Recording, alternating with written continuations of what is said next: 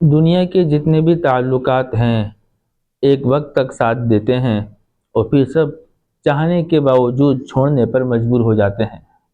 ایک اللہ وہ ذات ہے، اس سے تعلق بنایا جائے جو غربت میں بھی تمہارے ساتھ ہے، مالداری میں بھی تمہارے ہم نشین ہے، قبر کے اندر بھی تمہارے ساتھ ہے، آخرت میں بھی تمہارے ساتھ ہے۔ اس اللہ سے تعلق بنانا بہت آسان ہے۔ وہ لوگ جو مالدار ہوتے ہیں ان کو راضی کرنا مشکل، تعلق بنانا مشکل۔ میرا اللہ لہو ملک السماوات والارض، آسمان کے بنانے والا اللہ، زمین کے نظام چلانے والا اللہ، آسمان زمین کے درمیان جس کا محتاج وہ اللہ، اللہ لا الہ الا ہو، وہ اللہ جس کے علاوہ کوئی معبود نہیں، وہ اللہ جس کے بغیر کسی کی گاڑی چل نہیں سکتی، وہ اللہ جس کے بغیر کوئی عزت حاصل نہیں کر سکتا، وہ اللہ جس کے چاہت کا نام، جس کے ارادے کا نام وجود ہے۔ انما امرہ اذا اراد شیئا ان یقول له کن فیکون، جس چیز کے وجود کو چاہتا ہے اس سے میرا اللہ فرماتا ہے کن ہو جا، وہ خود بخود وجود میں آ جاتی ہے۔ اتنی بڑی طاقتوں کا مالک، اتنے بڑے پاور، سپریم پاور، اتنی طاقت والا اللہ وہ مجھے پکار رہا ہے، وہ آپ کو پکار رہا ہے، وہ ساری کائنات کے ایک ایک انسان کو پکار رہا ہے۔ سمجھو گربان سے پکڑ کے جھنجھوڑ رہا ہے۔ یا ایھا الانسان ما غرک بربک الکریم، یا ایھا الانسان ما غرک بربک الکریم۔ کاش ہم عربی کی فصاحت کو سمجھتے۔ اللہ یا ایھا الانسان گویا انسان کے دل میں اتر کے اس کو جھنجھوڑ رہا ہے، اے انسان تجھے تیرے رب کریم سے کس چیز نے دھوکے میں ڈال دیا؟ تو اللہ کو بھول نہیں سکتا تھا، کوئی غلط فہمی ہوئی ہے، کوئی دوسری چیز ہے جس کی وجہ سے تو اللہ کو بھول رہا ہے۔ بتاؤ دوستو، یہ آیت ایک نمازی کو جہاں پکار رہی ہے، ایک شرابی کو بھی بلا رہی ہے۔ یہ آیت ایک جواری کو بھی بلا رہی ہے، ایک زانی کو بھی متوجہ کر رہی ہے۔ یہ آیت ہر انسان کے لیے ہے، ہر ایک کو اللہ بلا رہا ہے۔ جو اللہ اس طرح جھنجھوڑ رہا ہے، کیا وہ اللہ راضی نہیں ہوگا؟ کیا وہ اللہ معاف نہیں کرے گا؟ کیا وہ اللہ دوستی نہیں کرے گا؟ وہ دوستی کے لیے تیار ہے۔ فَفِرُّوا إِلَى اللَّهِ، وہ خود کہہ رہا ہے یہ سارے تمہارے دشمن ہیں، یہ دنیا، یہ مال و دولت، یہ اللہ کو ناراض کر کے جتنی چیزیں ہیں یہ سب تمہارے دشمن، تمہیں کاٹ کھانے کے لیے تمہارے پیچھے دوڑ رہے ہیں، تم بھاگو بچو۔ ارے کہاں جائیں؟ کہ الی اللہ، اللہ کی طرف آؤ، اللہ ہی تمہارا ملجا ہے، اللہ ہی تمہارا مأویٰ ہے، وہ تم کو بچائے گا۔ یاد رکھنا وہ اللہ وہ صمد ہے۔ اللہ اکبر۔ اسے میری اور آپ کی ضرورت نہیں، لیکن ہمیں ہر چیز میں، ہر کام میں، ہر لمحے میں اس اللہ کی ضرورت ہے۔ وہ بغیر کسی ضرورت کے، بغیر کسی غرض اور لالچ کے مجھ سے اور آپ سے محبت کرتا ہے۔ وہ اللہ کہہ رہا ہے توبو الی اللہ، توبو الی اللہ، آ جاؤ اللہ کی طرف، اس سے معافی مانگ لو، وہ سارے مسئلے حل کر دے گا۔ اس اللہ کے ساتھ تعلق بنانا ہے۔ ایک آیت ذہن میں آئی، اللہ اکبر، یا عبادی الذین اسرفوا، عجیب آیت۔ شیطان مایوسی دلاتا ہے، اتنے گناہ کر لیے اب کیا ہوگا، اتنے گناہ کر لیے اب کیا ہوگا، چھوڑو بس، آپ تو جہنم میں جاؤ گے، چھوڑو بس جہنم کی تیاری کرو۔ لیکن اللہ اس مایوسی کے، شیطان کا جو پروگرام ہے مایوسی دلا کر جہنم میں لے کر جانا، اس پروگرام کو توڑ رہا ہے۔ یا عبادی الذین، اے میرے بندو، جب یہ لفظ کان میں پڑتا ہے، میں اور آپ سارے اللہ کے بندے ہیں، کافر بھی اللہ کا بندہ ہے۔ جب اللہ کہتا ہے اے میرے بندو، ایسا معلوم ہوتا ہے کوئی خاص بندوں کو اللہ بلا رہا ہے۔ اللہ کے یہاں سب سے بڑا مقام عبدیت ہے۔ حضور علیہ السلام معراج پہ گئے، ساتوں آسمانوں سے اوپر بلندی پہ گئے، زمین کے نظام کو نیچے چھوڑا ہے، زمین کے بعد فضا کا نظام پیچھے رہ گیا ہے، آسمان والے نیچے رہ گئے ہیں، میرے محبوب سب سے اوپر گئے، یہاں تک کہ قاب قوسین او ادنا، اللہ کا اتنا قرب حاصل کیا، اللہ کا دیدار کرا۔ اب اس کے بعد حضور علیہ السلام کا ذکر جب اللہ قرآن میں کرتا ہے، اتنی بلندیوں کے بعد اللہ کہتا ہے سبحان الذی اسری بعبدہ، پاک ہے وہ ذات جو اپنے بندے کو لے گیا۔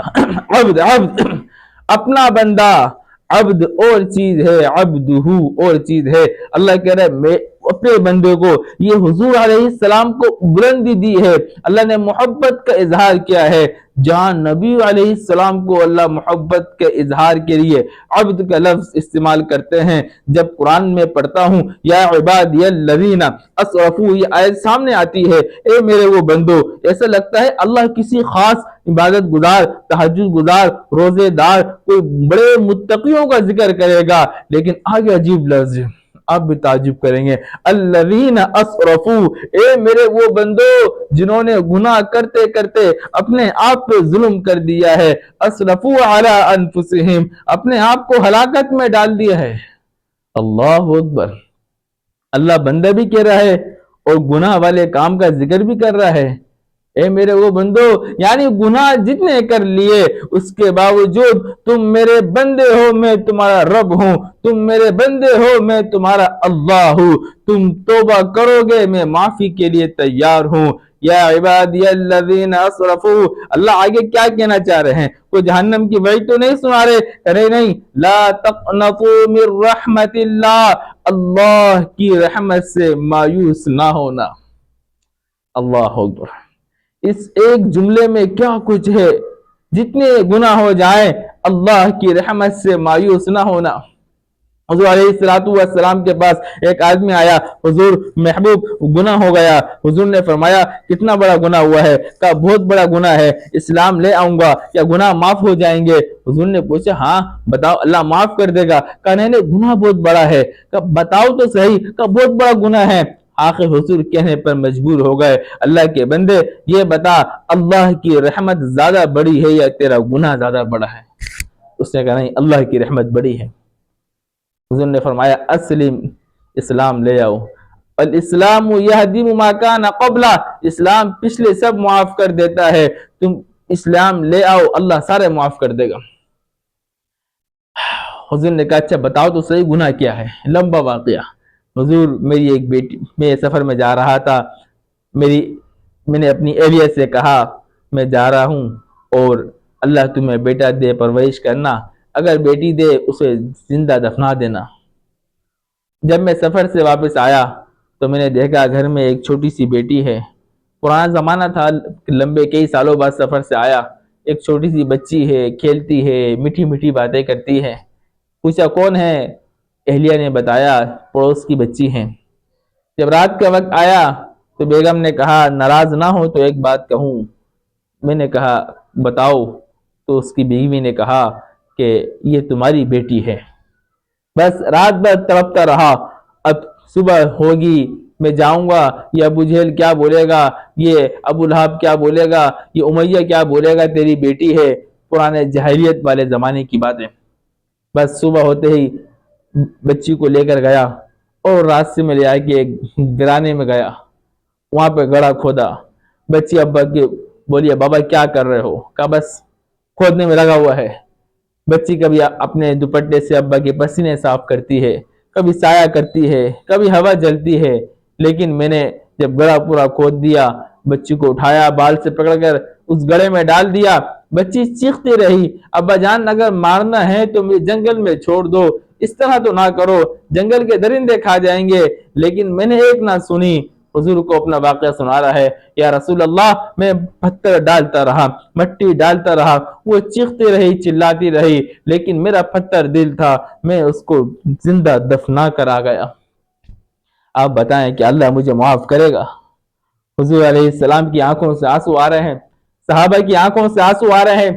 حضور علیہ السلام نے فرمایا گناہ تو بہت بڑا تھا، گناہ تو بہت بڑا ہے، لیکن اسلام لانے کے بعد پچھلے سارے معاف ہو جاتے ہیں۔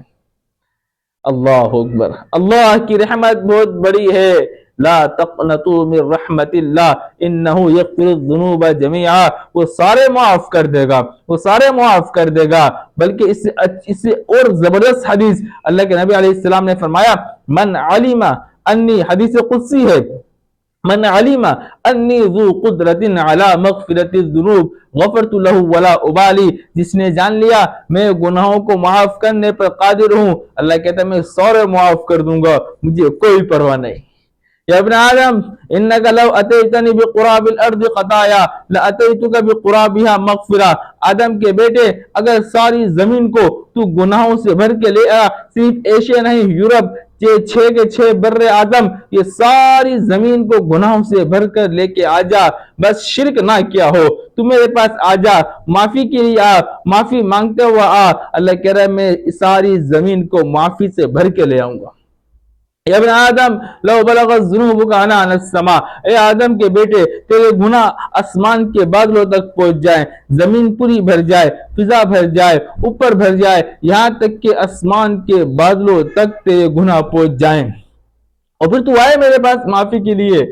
اللہ کہہ رہا غفرت لک ولا ابالی، میں سارے معاف کر دوں گا، مجھے کوئی پرواہ نہیں، کوئی پرواہ نہیں. اتنے کریم اللہ کے ساتھ تعلق بنانا ہے. وہ اللہ مجھے اور آپ کو بلاتا ہے، یا ایھا الانسان ما غرک بربک الکریم. آج توبہ کریں، جو ہو گیا سو ہو گیا. ہر رات سونے سے پہلے اللہ سے معافی مانگ کے سوئیں، تاکہ اللہ ہمیں صبح جب اٹھیں تو گناہوں سے بالکل پاک صاف ہوں. اللہ ہم سب کو توبہ کی توفیق عطا فرمائے، نیک لوگوں میں شامل فرمائے.